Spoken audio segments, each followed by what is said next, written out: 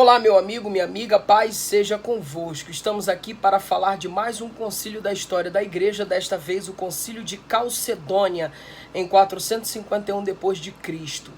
Depois do concílio de Éfeso, 10 anos se passaram de trégua. Todavia, Cirilo de Alexandria faleceu e Dióscoro assumiu seu lugar.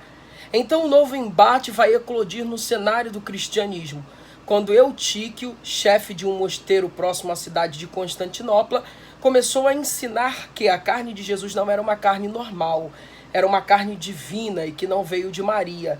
A repercussão disso, gente, foi tão forte que culminou em um concílio na cidade de Éfeso. Esse não é o concílio de Éfeso e não é ainda o concílio de Calcedônia, tá, gente? Esse concílio foi trágico.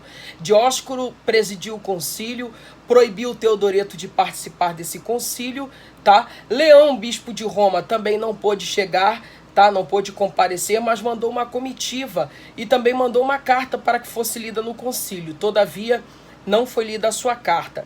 Houve um quebra-pau terrível, uma brigalhada terrível, que Flaviano de Constantinopla foi espancado nesse concílio e foi levado a óbito por causa dos espancamentos. Então, as notícias, quando chegou em Roma, Leão denunciou como um sínodo de ladrões, tá, gente? E Dióscoro, após isso, saiu do processo, saiu da situação.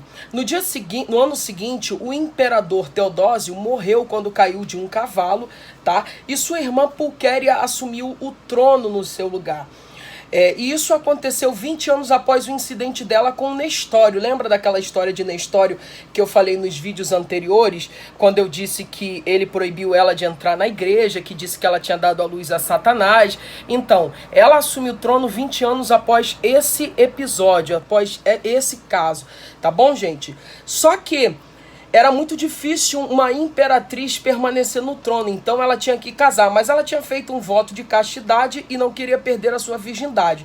Então ela vai se casar com um oficial chamado Marciano, e só casou com ele porque ele aceitou se casar desde que ela mantesse a sua virgindade. Era um casamento meio que de aparência, tá bom, pessoal? Mas enfim, ela se casa mesmo assim, tá? A história diz que ela se casou. Em 451, os dois imperadores, ela e o marido, eles convocaram o concílio, que agora sim, oficialmente passou a ser chamado de o Concílio de Calcedônia, tá? Em 451, tá? Leão, o bispo de Roma, ficou impossibilitado de comparecer, todavia mantinha contato com a imperatriz através de cartas, tá? Ela mantinha ele sempre informado sobre tudo. A imperatriz presidiu o concílio e esse concílio teve a presença de mais de 500 bispos. Dióscoro começou depondo, Dióscoro aquele que presidiu o concílio anterior em Éfeso, tá? Não o do concílio de Éfeso, mas o pré-concílio de Calcedônia, tá? Em 449. E ele começou depondo sobre as suas atitudes no concílio anterior, que levou a óbito o camarada que a gente falou lá, tá? Mandaram trazer o credo de Nicéia, o concílio começou a tratar sobre várias versões teológicas, tá? Examinaram os escritos de Cirilo, que havia já falecido nessa época, também examinaram a posição de João de Antioquia, a sua posição teológica, o tomo de Leão de Roma, tá? E também foi aceito todos eles como ortodoxo dentro dos credos, tá?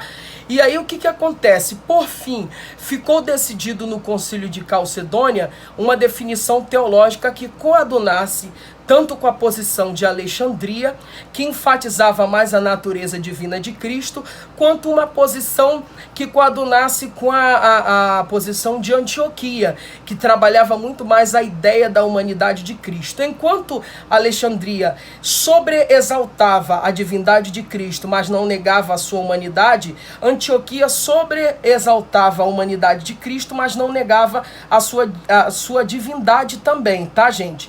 Então ficou definido no concílio de Nicéia que a sua humanidade poderia sofrer sem negar a sua divindade, normalmente, tá? Determinou-se, bateu-se o martelo, ficou determinado que Maria é Theotokos, isto é a mãe de Deus, tá? Ficou determinado que Jesus é uma só pessoa, mas que possuía as suas duas naturezas, a natureza humana e a natureza divina.